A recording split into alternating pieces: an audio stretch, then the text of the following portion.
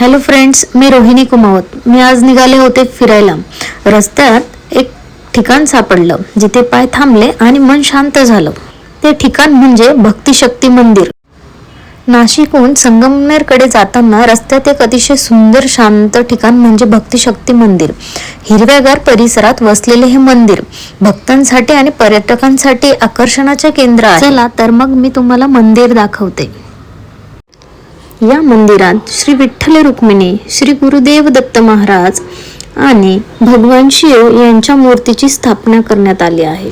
अतिशय सुंदर असे हे मंदिर आणि मंदिराभोवतीचा परिसर खूपच सुंदर आहे आणि मला सर्वात जास्त आवडणारी ही कलाकृती आहे.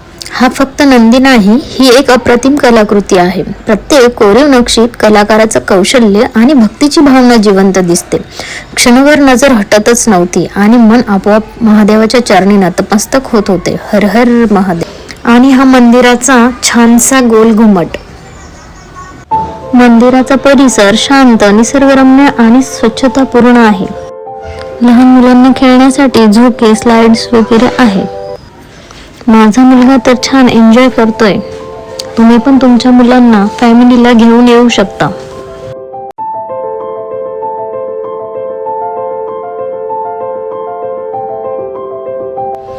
भेटूया नेक्स्ट व्हिडिओमध्ये. Bye bye.